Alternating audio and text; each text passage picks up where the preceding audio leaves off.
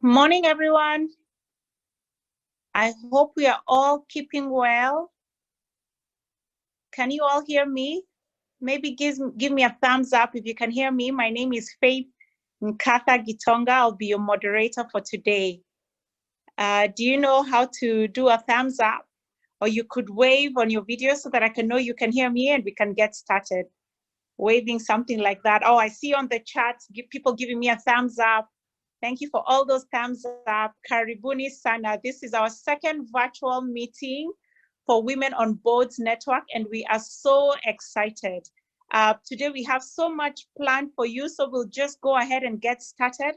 And I'd love to invite our man of God, Reverend Geoffrey Njenga, to just say a prayer for us. So Reverend Njenga, you can unmute yourself and just help us get started with a word of prayer.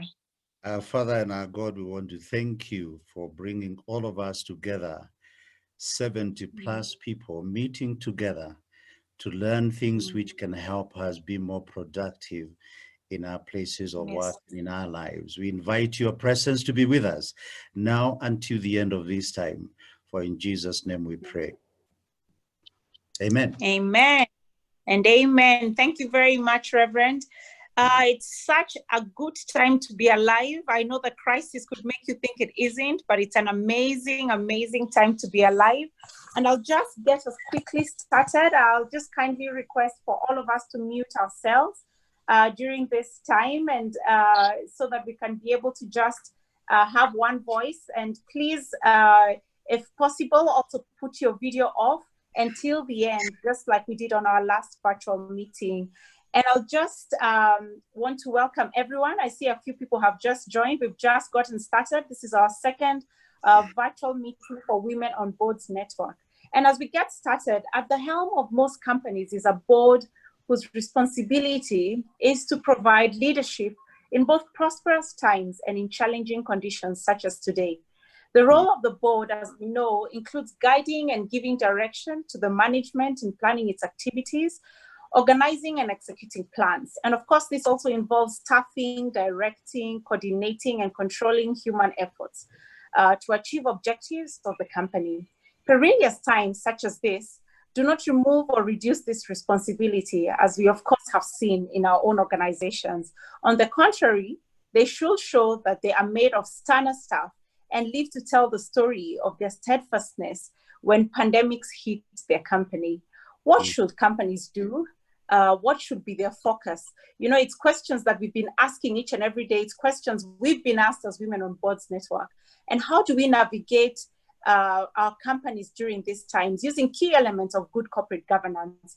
And so today, Women on Boards Network has put together a fantastic panel, and it's made up of amazing people who are gurus in corporate governance, and they'll be here to tackle some questions that you will later ask, and some interesting topics. And some of the topics that we put together is commitment to good corporate governance, of course, as the first one, transparency and disclosure, shareholders, stakeholder interaction, internal controls. And if there's something I haven't mentioned, please put it on the chat group and we'll pick it up, and the panelists will pick it up as well and discuss as we go. So to get us started on this discussion on corporate governance, we'll start with our able man of God yet again, Reverend Njenga. So please take the floor, and everyone can give a virtual round of applause as we welcome Reverend Njenga to start.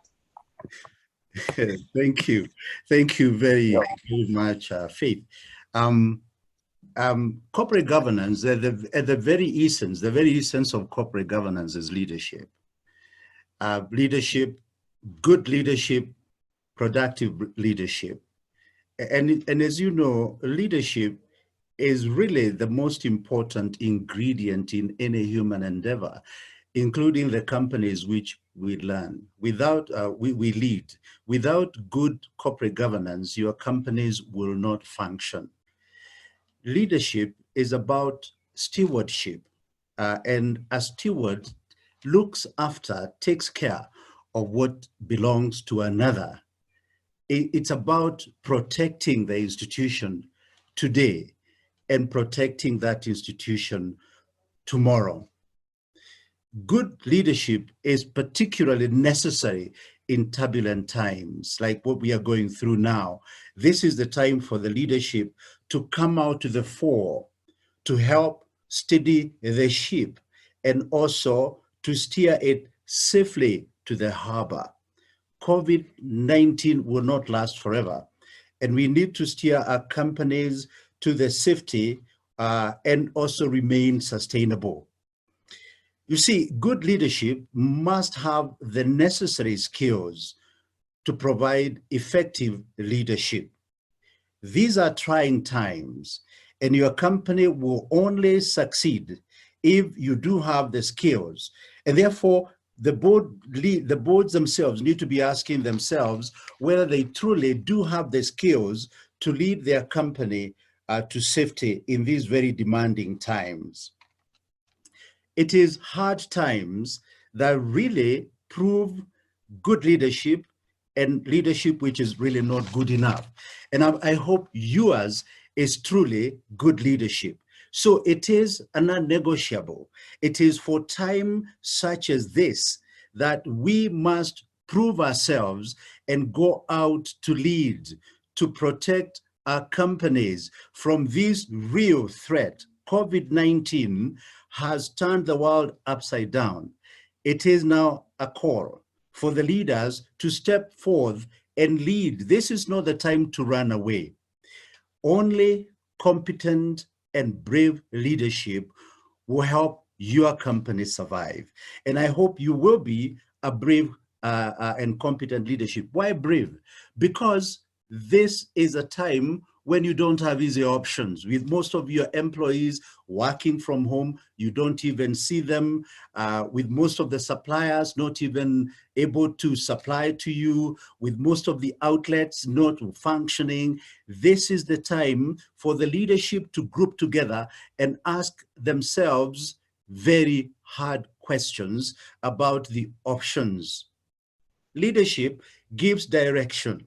Leadership is about purpose.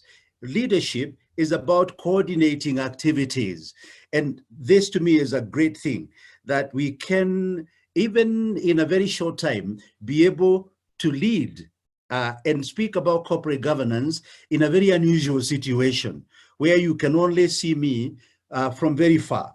So I want to encourage every leader to understand this is the time to step forward and provide leadership in these difficult times. This is the time to prove the mettle of your leadership as you step forth to lead. That is what corporate governance is really all about. Thank you. Thank you very much, Reverend. And to add on to the panel, we have Ms. Catherine Musakali, founder and chair, Women on Boards Network. We also have Ms. Nkirote Njiru, founder and board member of Women on Boards Network. Mr. Calvin Nyachoti, founder and board member, Women on Boards Network. Ms. Rose Lumumba, founder and board member, Women on Boards Network. So I'll just call them up to the panel as well and welcome you to start. And we'll start with Ms. Catherine Musakali. Karibu sana.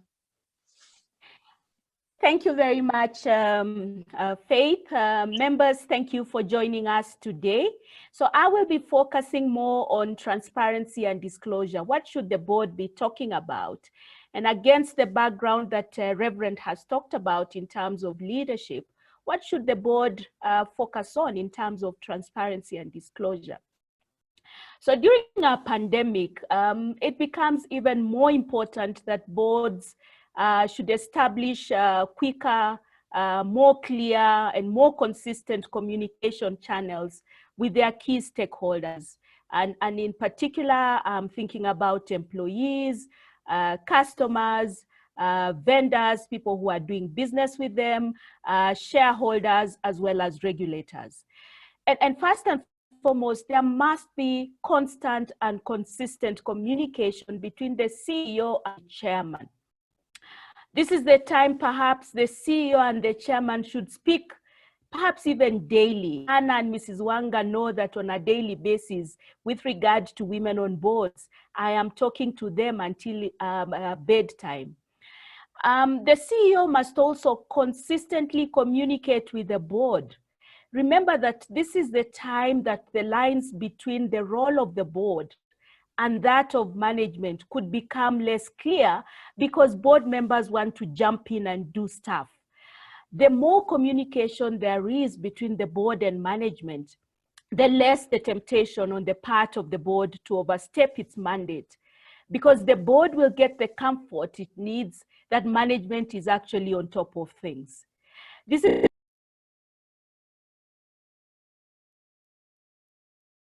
constant communication to the board, setting out what is the impact of the pandemic on the company and in particular on its strategy. Management should actually start building scenarios and share this with the board. What is the best scenario? What is the worst scenario should the pandemic continue? Management must think about the company post-COVID and share that information with the board. Now, but at the same time, the board itself must consistently and constantly, and I'm emphasizing on the words consistently and constantly, the board must communicate with the company's key stakeholders. So be they employees, be they regulators, vendors, and shareholders. And what will the board be communicating to these stakeholders? It will communicate the impact of the pandemic on the relationships with these stakeholders. Employees, for example, will want to know, do we have a salary? Do we have a job? This month, you saw what was happening on TV day before yesterday when a cleaning company had its employees out at JKIA and there was no communication to them. Listed companies and state corporations have laid down matters that must be disclosed to their stakeholders through the annual report, through the website, through financial statements, and these requirements should continue during this time of the pandemic. So transparent communication at this time is essential for getting the buy-in of all the stakeholders, particularly if the board is going to communicate any unpleasant decisions to be taken. And the board must ensure that they are not hiding any unpleasant news or messages with regard to performance, with regard to outcomes such as financial performance. And remember, we must keep in mind that nature abhors a vacuum. And so when people don't get enough information, what do? They jazzer the gaps for themselves with information that may not be correct. So most importantly, if the pandemic will see you change your strategy as a board, this must be disclosed to stakeholders as soon as possible. If, for example, you're producing juice or juices for sale, and you can no longer import the additives to make those juices, but you become aware that water can still sell. You don't want to start for your stakeholders to see your water on the shelves before you actually communicate to them that, hey, by the way, we can't produce juices because of 1, 2, 3. We are therefore moving into water. So communicate in advance because they are your brand ambassadors. One key matter for the board to disclose is what is normally called management discussion and analysis in financial terms. Yeah. So this is an assessment by management of the past and the future of the company based on the current circumstances, and therefore a view on the sustainability of the company. And the board must ensure that it discloses any known trends, events, or uncertainties which are likely to have an impact on the performance of the company.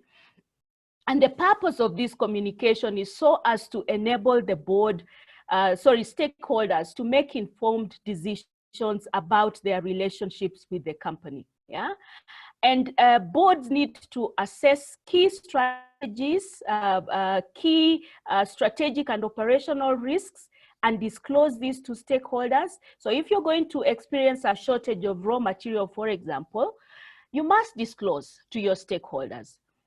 And then the pandemic will most likely have an impact on internal controls, on the framework put in place for the company.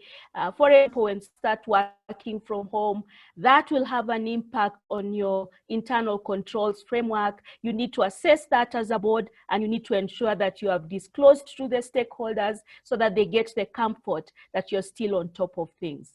So in a nutshell, therefore, the board must ensure that during this time of the pandemic, it is transparent to its stakeholders on a number of things. Key amongst them, the impact of the pandemic on the business, on the financial performance and otherwise, on the key risks that the company faces, disclose what is called management analysis and discussion in greater detail than they would have before, to enable the stakeholders view the company through the eyes of management. They must also disclose the impact on compliance requirements and contractual arrangements. So are you able to really meet your contractual obligations? Are you able to meet regulatory requirements? And then also the board must disclose the ability of the company to survive and be sustainable in the future, including, for example, do you have appropriate succession arrangements in the company? Touch wood, if the pandemic is to affect your MD, do you have a successor within the company who would take over? And so the board should be asking itself the question during this time, are we providing stakeholders with the information they need? Thank you, Faith. Well, thank you, Catherine. Thank you very much. I'm just seated here thinking it's a good time for leaders to be alive, because it's when, like the Reverend said, we get to test the metal. Thank you, Catherine, for that. And sorry, now Faith, I'll just call in. Yeah, sorry, sure. Faith, I needed to speak about skills with regard to transparency. I'm sorry, I forgot that. No, that's okay. Some of That's the key skills that board members need at this time, in particular for me, and key amongst them is really innovation and the ability to think outside the box. Yeah, that is a key skill that board members need at this time. IT skills, of course, are important. What with the remote working and remote communication, IT skills are critical. And with regard to communication with stakeholders and engagement with stakeholders, of course, stakeholder management skills are very critical. You need skills in strategy development and oversight of the implementation of such a strategy. And of course, a clear understanding of your role in corporate governance and the ability to ensure that you're giving management the space they need to actually manage the company so that you focus on your governance role. Thank you, Faith. Thank you, Ms. Catherine. And we appreciate just what you've shared, quite insightful. And I'm seeing the comments, people saying you've given some insightful stuff to get them thinking. Please keep the questions coming. You better write them down in the chat room so that we don't forget our questions. And now I'll just call in Ms. Nkirote to just come in and handle stakeholders.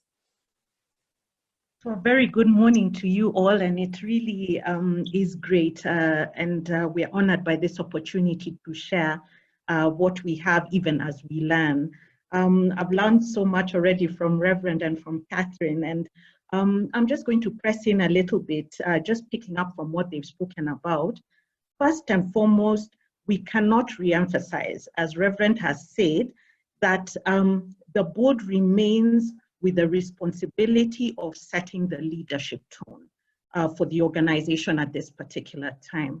And so even as they're looking at stakeholder interaction or engagement, the management will be looking at the board for the tone and the signposts that will lay the foundation for those interactions. I put it to you that at this time, the board needs to be completely authentic. They must have humility, recognizing that we've not been this way before. We haven't experienced a pandemic like this before. So humility in just, listening even to the management and to experts, and then have presence. I think Catherine talked about stepping up. I was reading an article by Russell Reynolds that was talking about the board stepping up but not overstepping. So it's about stepping up. And in terms of our stakeholders, this is the time to review your identification and prioritization of your key stakeholders. How do you know your stakeholder groups well enough? Have they actually changed through this crisis? And so reviewing our stakeholder mapping is critical at this time, and the board needs to check that the management is doing this regularly. And regularly now is not quarterly. It could even be daily, it could be weekly, just to see how we are faring in terms of identifying our transformational stakeholders. Transformational stakeholders would really be the ones who could change the course of the organization. The government, national and at county level, if you're operating across a country or a region, regulators, alliances and associations. Right now, industry associations are really stepping up and issuing directives too. So how are we engaging with them? Our shareholders, our key suppliers, as have been mentioned, and partners, our distributors and intermediaries. Those would be amongst our transformational stakeholders. But also, we also need to look at our transactional stakeholders, the people we deal with on a day-to-day basis, our customers, and others who we're dealing with, including our employees, and be able to look at both our internal and external stakeholders. And we may need to reprioritize at this time because different stakeholders will require different information and communication, I think, as Catherine has mentioned. We need to keep them all informed of the unfolding situation as it pertains to us. This is not the time to say, but you've heard the news. This is the time to actually communicate authentically about how this is shifting the position in terms of our strategy as an organization and what we're going to do about meeting the stakeholder needs at this particular time. We also need to challenge the management as board members about our stakeholder management objectives, the outcomes we expect, the roles and responsibilities. It's very easy at this time as we even elevate communication, as Catherine has mentioned, to get confused as to who is the person who owns these stakeholder relationships, how they're supposed to communicate and what they're supposed to communicate. So it's important that even as we look at our stakeholders, we reprioritize and find out what their needs are and try to address those needs, that we are clear about the roles and objectives of each person in engaging those stakeholders, interacting with them, and what are the expected key outcomes. So in terms of elevating communication, let's start with our internal stakeholders. We can't put out what we don't already have inward. So communicating with our staff, our distributors, the people who we deal with daily, the management and the board is critical. This needs to be done early and it needs to be done often. They're the ones who need to know first. Then we look at governments and regulators. At this time, they are looking to us as for solutions. So you'll find industry regulators coming and saying, we need to respond in this way or the other. What is your solution? How can you help us do this? The government is asking for support in so many ways. So I think solution-focused discussions with those stakeholders are critical. With investors and customers, we need to maintain confidence and build trust. I think there's been a big discussion around now around trust deficit with key stakeholders. And it's important to be sensitive to this, that there'll be a trust deficit between banks and borrowers, between landlords and tenants, between us and our suppliers. So we need to see how we can continue building trust. And then with all the other stakeholders, just encouraging ongoing dialogue so that we all know where we are. Of course, applying that sensitivity analysis so that you understand where somebody is and are able to respond to their situation. Finally, I just wanted to mention in terms of what we need to do is the issue of not losing sight of the long term when we are engaging with our stakeholders. We need to think beyond the crisis. And it was interesting to learn about the origin of the word crisis, which is the Greek word krisis. And krisis is not about something bad having happened. It's about a decision point where you have to step back and take a key decision that could take an organization one way or another, an issue one way or another, down one path or another. So let's think beyond this point. What decisions we need to take? We need to plan for permanent changes. I don't think the work life of employees will ever be the same again after this work from home period that we're in, heavy digitization. So we need to also think about what this means going forward, even as we rely on strong corporate governance, we as a foundation to look at what structured and strategic engagements mean with our stakeholders and what will be the purposeful value exchange, even as we realize that right now we need to be maximizing on the work not done. There's a lot of things that we can shed. We don't need to do them. We can interact with partners, have some processes digitized, and then think of new ways of value exchange as we go forward.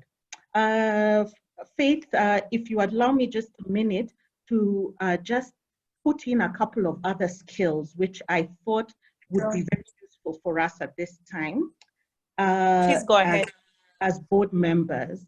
So Catherine really mentioned quite a number of the key ones, but I thought I would mention a couple that are off the beaten track.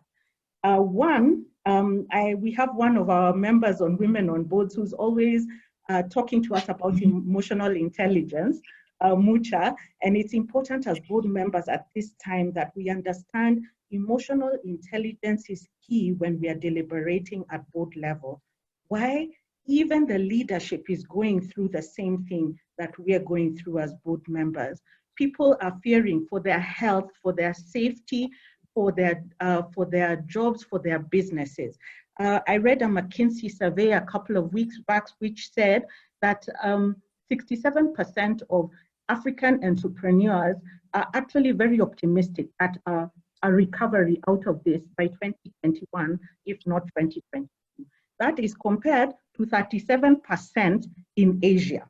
I can't even begin to imagine what the number of those who are optimistic in Europe or in America, North America particularly. But the issue is, as optimistic as we all are and are looking for solutions, there are still real fears, and we need to have emotional intelligence as we discuss issues. Secondly is discernment. This is about tact and sagacity. Sagacity meaning wisdom and a deep insight of the business that you're in, so that you would be able to work with the leadership, the rest of the leadership, in order to find solutions that will assure the sustainability of your organization. And lastly, mental readiness. You see, the thing is, we may have quite a number of hours outside our normal work environment. Maybe we should spend that time pressing in on our mental readiness, which includes emotional discipline, shutting off the panic, but using our deep knowledge and intellectual rigor to actually improve the solutions that we have in order to make our businesses sustainable and our stakeholder relationships and interactions valuable for us, not only today, but also past the crisis. So thank you, Faith. Of course, we'll continue to add on as we think. Thank you very much, Nkirote. I just want us to think about one thing she said, think beyond the crisis. It's interesting, last week I learned something very interesting about the word crisis. And I don't know if any of you knows that crisis in Chinese, the two characters that make up the word crisis actually stand for danger and opportunity. So it's interesting that thinking beyond crisis is two-pronged. There's the danger aspect, but we can't overlook the opportunity. And I attended a training and someone was explaining how companies like Uber and Airbnb were born out of the financial crisis in the early 2000s. And it's unbelievable what crisis could give forth. So thank you very much. Let's think beyond this crisis, knowing that there could be danger, but there's also opportunity. Thank you very much, Nkirote. And now I'd just like to invite Calvin Nyachoti to just take the floor. And thank you guys. I'm seeing the questions coming in. Please keep them coming in and we'll handle them in just a short while. Karibu sana, Calvin. All right. Thank you very much. Good morning, everyone. My discussion today will be centered on the board's role and what it should be talking about during this crisis. And my discussion is focused on internal controls, the board's role in internal controls. And so this COVID pandemic situation and the economic destabilization that is expected to come out of it creates very fertile grounds for and conditions for misconduct to thrive. And the nature of the crisis is that it leads to a condition where there's a relaxation of internal controls and adherence to policies and procedures. And particularly, this is rife in organizations which are at the front line or very involved at frontline level. For this reason, the boards in this segment should take very practical and proactive steps to try and maintain a focus on compliance and also to mitigate any potential risks on fraud and on corruption. But the question now is, how does the board manage to do this, or how can the boards do this? The first point is that the board must set the tone from the top, so that a lot of what it's expecting, a lot of what it is asking, it is demonstrating from a leadership perspective that that is the right conduct that is to be done from an internal controls perspective. Number two, it may be necessary on a fairly frequent level, more than previously the case, to review the internal controls, the internal policies and the procedures within the organization to make sure that they are sensitive and amenable to the current conditions. The third aspect of enhancement of internal controls is regarding the question of not cutting corners. There's a very big temptation at this point in time to cut corners in many organizations because of it's the more convenient thing to do. For example, when screening service providers, when looking at new suppliers and whether they meet requirements, whether we need to vet certain organizations that we want to work with, there's a tendency to cut corners at this point in time. And so the board must come in to make sure that the organization does not cut corners because of the situation that we find ourselves.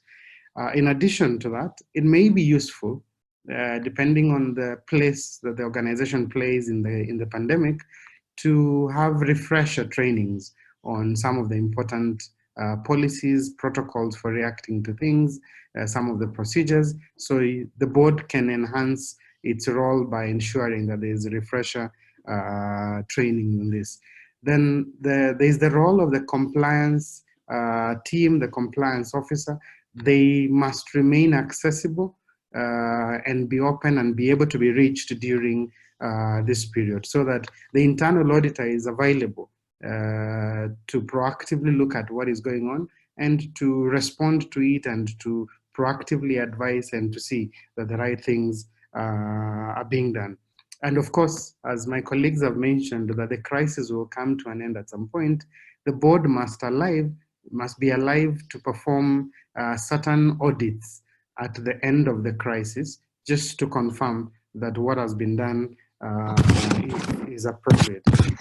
I'll shift gears and just use a few practical scenarios to illustrate the point I've been making from those main principles. The first one, assuming you get an email requesting to transfer funds in a business-related environment, what should happen as an internal control?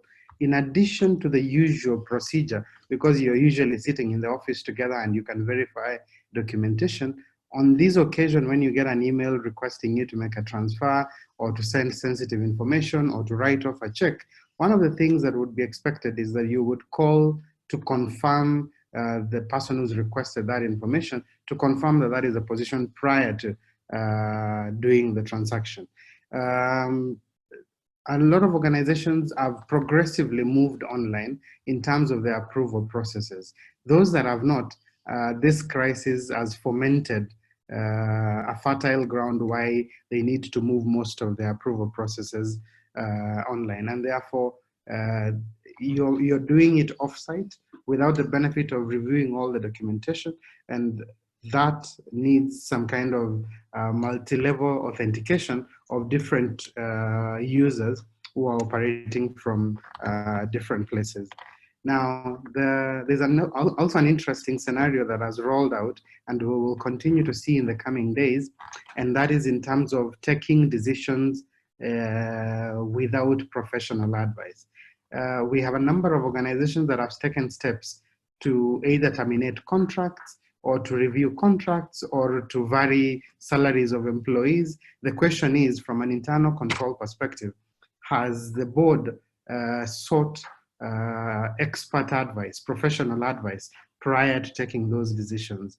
There are organizations out here that have reduced staff salaries by 50% without any engagement with them. How does that sit from a legal, contractual perspective? So part of the internal control is to seek relevant professional advice prior to taking some of these decisions. As I conclude, because of the level IT is playing a big role during this pandemic, some of the key areas to be concerned from an internal control perspective is the sharing of information, the security of that information. The board has to appraise itself that there is sufficient information security, that issues to do with confidentiality are being observed. For example, health-related information for clients, for different people. And then what is the organization's policy on the use of personal devices, laptops, individual-owned laptops, and can they access the organization? Can they download the material? Can they keep it there? Can they operate within the system? And so, in conclusion, what are some of the skills that are relevant during this period from an internal control perspective? Basically, it requires more from the board in terms of its audit committee and the audit responsibilities and skills. It requires generally a higher level of openness. It requires a working knowledge of legislation. What does legislation say? What do the regulations say with regard to specific elements? It requires the board to have a working understanding of the policies, the internal controls, the procedures within those organizations. And then just to add two last points, which I think are very, very critical. One is it requires a certain level of maturity of interaction between the board and the management, and specifically between the person of the CEO and the person of the chairman in terms of their interaction. And then finally, of course, is if you're engaging with other organizations, which you require for you to be, to succeed in what you're doing, then you require more than ever the knowledge to lobby in a very smart way. You cannot be able to bulldoze as much as you may have done in the past, and then things are now achieved through smart lobbying, in addition, of course, to the IT skills that my colleague Catherine has mentioned. Faith, I want to stop there. Thank you very much. Thank you very much, Mr. Nyachoti. We appreciate your feedback. I'm just seeing quite a number of questions. Guys, I know you're wondering when the panelists will comment. Soon after we are done with the discussion, then we'll get into the Q&A. So just kindly hold a few more minutes. And I just want to recognize the presence of Ms. Rose Lumumba. She's having issues with her audio. I leave, so she wouldn't be able to do her presentation, but Miss Catherine will do that. So let's just call back Miss Catherine to just handle that part as well. Thank you, Faith. I'm going to step in to just to support Rose. She was going to cover the area of shareholders. What is there for the board to do with regard to shareholders? Now, remember that shareholders own the business. And so one of the things that shareholders are asking themselves is the company going to survive this crisis? Are we going to get a dividend? Yeah, so those are some of the questions that the shareholders will be asking themselves. And so one of the things that management need to do, the board and management should actually ask themselves, what information, if I was to wear the shoes of the shareholders, what information would I need at this point in time about my investment? Yeah, the shareholders expect that the boards will actually navigate the crisis and ensure that the company comes out of the crisis even much stronger than it was. Because believe you me, once you have put your investment somewhere, you always expect a return. And so they will be looking at management, at the board almost every day, asking, are we safe out of this crisis? Are we going to come out of this crisis? Are we going to get any returns back? And so the board should ensure that they keep the shareholders informed of the current strategies that they are adopting. If they are going into any new products, as I had said earlier, just to make sure that they are cutting losses, the board should ensure that the shareholders are informed of any changes in strategies, any changes in new products, any changes in employment policies, so on and so forth. Because again, remember, the shareholders are the brand ambassadors of the company. And to add on to this, I think management should ask the board to, management should ensure that the board has given them the key support that they need, so that any legal requirements with regard to shareholders are actually taken care of.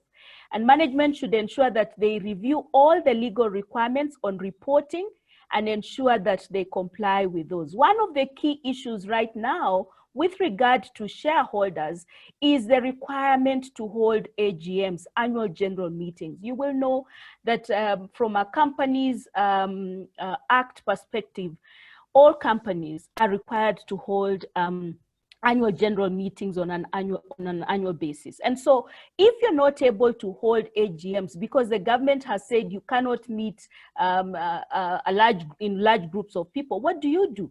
So there are things that management should be thinking about and bringing those to the board. Can we, for example, hold a virtual AGM? Do our articles allow for us to hold annual AGMs, virtual AGMs?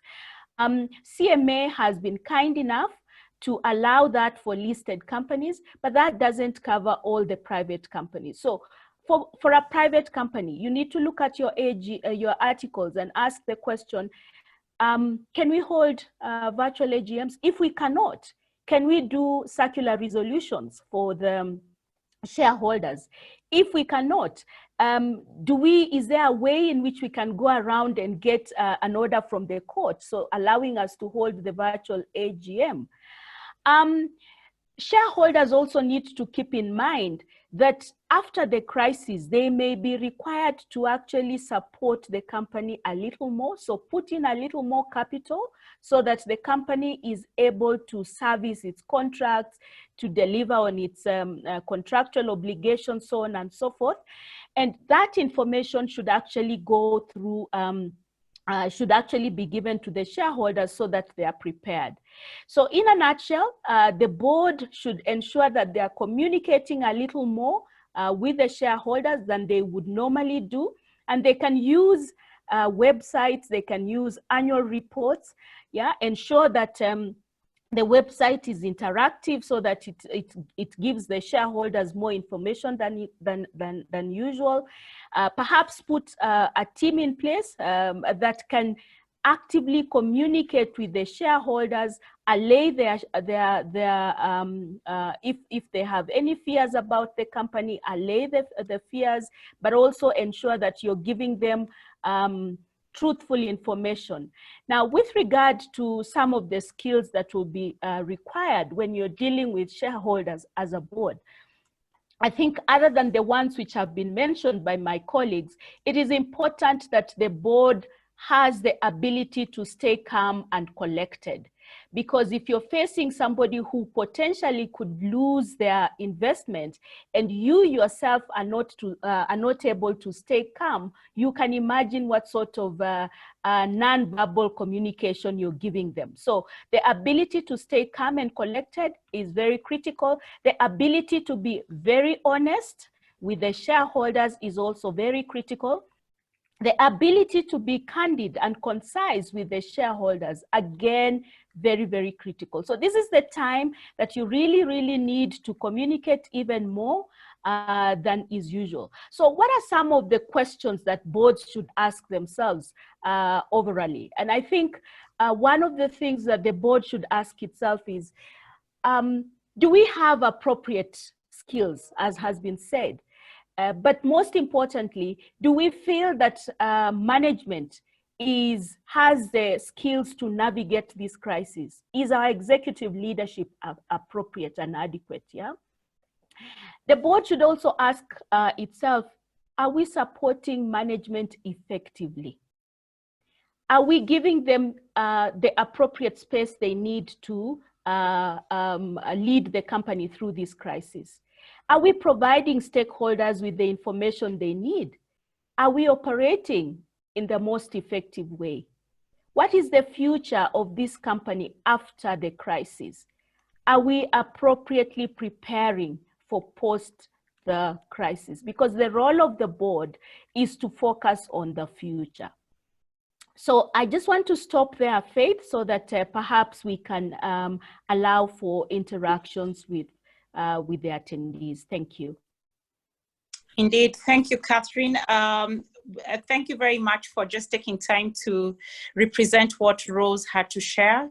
And it's true, like you said, we need to stay calm and collected.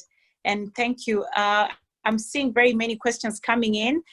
We have a few minutes to the top of the hour, so we'll just quickly go through the questions. So I ask for all the panelists to be ready.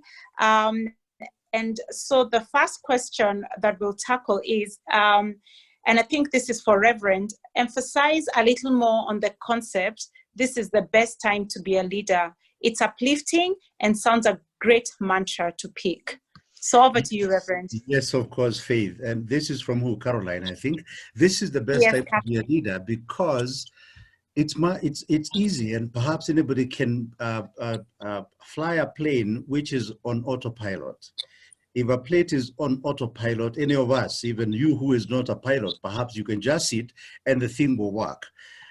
But it's all very different in turbulent times. If suddenly things become unhinged, then we need a leader to make decisions. And perhaps your organization has been like a plane on autopilot, and therefore your leadership was never tried. This is the time to prove that indeed you're a leader by not running away, looking the crisis in the eye and providing solutions. So I agree, I re-emphasize, this is the time to provide leadership.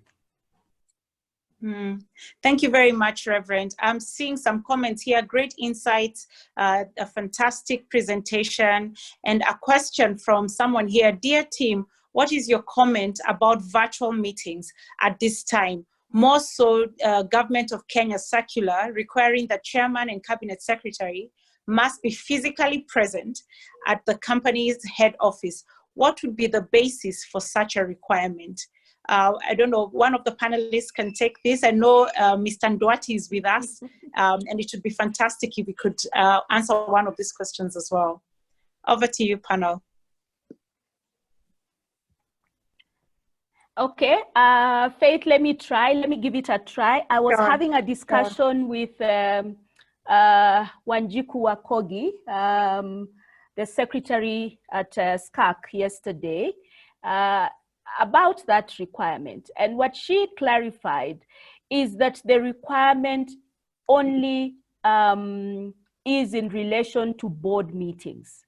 So she asked that for board meetings, the chair should be at the head office for purposes of giving validity to their meeting under the Act and under the requirements of the state corporations which are required to hold board meetings at the registered office of the company or of the organization. So it's to give validity to that requirement that the meeting is convened at the head office of the company. However, she also clarified that that requirement does not apply to committee meetings.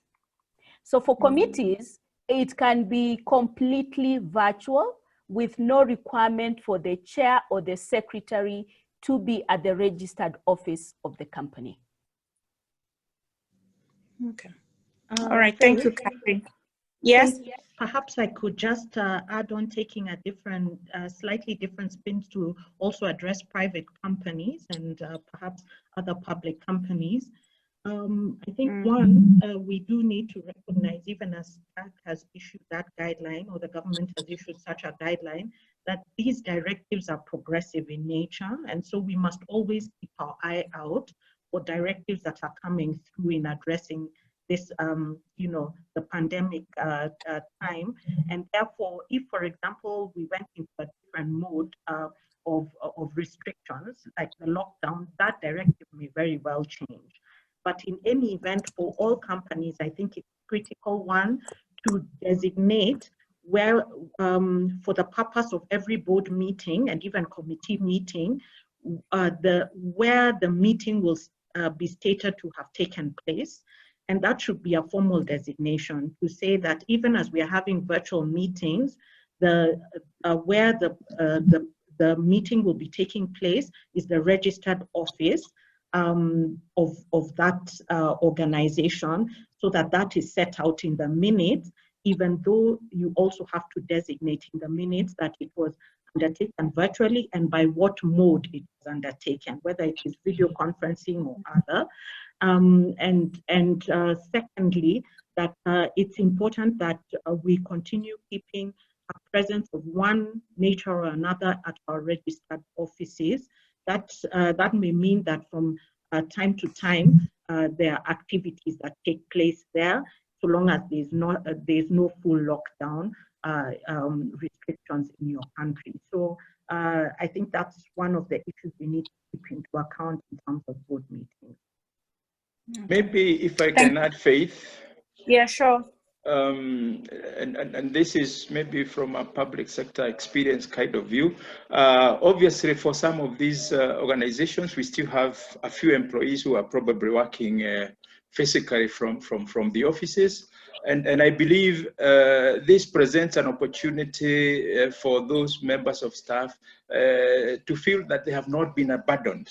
That the presence of the chair and the presence of the CEO once in a while provides the necessary confidence, and maybe even the chair has a bit of time to just have a chat with those employees who are physically in the office, to continue to encourage them and to let them know that everything is being done to ensure that the organization continues as usual. Thank you. Thank you very much. Just to add something, Faith. Yeah, sure. There's a question there about the legality from my friend Winnie Partet on the legality of appointment and holding of AGMs. Now, very quickly, I think some useful guidance came out of the court yesterday in the scan as to whether companies need to postpone AGMs, but also whether they can hold, in the alternative, AGMs virtually. And that is useful in as much as it covers only organizations or companies which are within the purview of the Capital Markets Authority as listed companies, it is instructive and shows guidance as to what private companies may also wish to do. So the constraint was that Section 280 of the Companies Act required that companies must hold an AGM physically. Of course, all this was done, the law was done without the contemplation of a pandemic situation like we have now. But in the current circumstances, it has become necessary to social distance and comply with rules on isolation and quarantine and all that. And therefore, it's a useful and progressive way of saying the necessity of an AGM can be satisfied so long as the people can be accommodated even on a virtual platform. I think this goes on to show and give guidance to what private companies can also do, as well as professional organizations. I sit in 2 professional organizations which have struggled with how do we hold an AGM or over 1,000 plus within the current circumstances. And so this is very good guidance that has come out. Thank you. All right. Thank you, Calvin. And just moving on to the questions, I'm seeing the panelists are responding to a lot of them in the chat room, especially Miss Rose, and I appreciate that. So please, you can check the chat room just to see some answers to the questions. Calvin, someone is saying they'll need that citation on the side, so maybe you can put it on the chat room. I have another question here. Thanks for the informative insights. How does an organization strike the balance on costs to implement crisis BCP and keeping business afloat, bearing in mind the risks on staff safety and contractual obligations? And as you handle that, there was another question. Okay, maybe we take one at a time, just handle that. Maybe Ms. Nkirote can take that one. That question is by Monica Arita. Thank you very much for that question. It really does remain a challenge at this time to balance out what I call people and commerce. And I think just earlier this week, there was a discussion around our economic update or survey, and looking at the different curves that will be economic curves that will be experienced, and thinking around how organizations can use those curves to see how to best deploy resources at this particular time. So one, it is important to understand the curves, those economic curves and any other curve that will impact you so that you can project appropriately. But remembering that it is people first. Even in the economic update, the first curve that that was discussed by those economists is what is being called the human suffering curve. To look at your employees, to ensure that they're safe, and to ensure that at the end of the day, your key resource, which is the human capital resource, is well taken care of to the extent that you can still keep your business afloat even as you go forward. But then it is also critical, in my view, in order to start being able to take critical decisions, to move quickly through the crisis, the BCP or the business continuity planning crisis mode to business resilience mode. And in this phase, it's not just about the protection of the health and safety of the employees, but even thinking around, as Catherine mentioned, the strategies and what will take your business forward so that you can be able to see where you will apply your resources and what that means. If it actually means that cost saving measures need to be undertaken at this particular time, then there has to be sensitivity, the following of laws and regulations, and there has to be clear communication. Remember, we talked about communicating with your internal stakeholders early and frequently on where these analyses and projections are taking you. So they're not easy decisions, and I think, as Reverend mentioned, we will need to be brave, even as we sit at the board, but sensitive as we work through our projections in terms of the resilience of the business going forward. Okay. Thank you very much. I still have so many questions, but because of time, we have to commit to close on time. So what we will do, just like we did with our first virtual meeting, we will write down all these questions, share them with the panelists, and have them answer them. So as we respond on our emails, we'll respond to all these questions and share with everybody. I hope that's okay with everyone. Something important someone is asking is whether we've recorded this session. Yes, we have recorded this session and you should be able to receive it tomorrow. So as you receive the presentation, you receive all the questions with the answers. I'm seeing a lot of questions on membership for Women on Boards Network. We'll include all that information as we respond to you tomorrow. And so as we come to a close, I just want to thank everyone for making time to be here today. We don't take it for granted because it's a public holiday, and we appreciate that you allowed us to get into your living room today. Just as we close, there's some upcoming events, so take out your diary and note down that we have a junior members webinar on 7th of May this year from 5:30 to 6:30. That is 7th of May from 5:30 to 6:30, junior members webinar. So if you have children between the age of 11 and 24, please have them attend this. And it's for both boys and girls. The other event that's upcoming is Cultivating Deliberate Resilience to Navigate Through COVID-19. And we have a speaker, Ms. Zuhura Muro, and this will be on 8th of May from 4 to 5 p.m. You don't want to miss this session. And finally, our corporate governance virtual training. To get more time with these able panel members, please join us between 1st and 5th of June for our corporate governance virtual training. And thank you, Hannah, for sharing the e-shot there. Again, thank you very much for taking time to join us. We appreciate your taking time.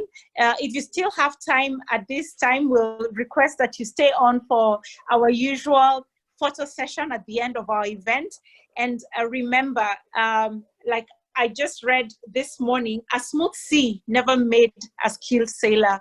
So these turbulent times are fantastic to make a skilled sailor. Let's make sure we are taking advantage of the times to be skilled at the end of it. So now I'll hand over to Hannah and Kantai.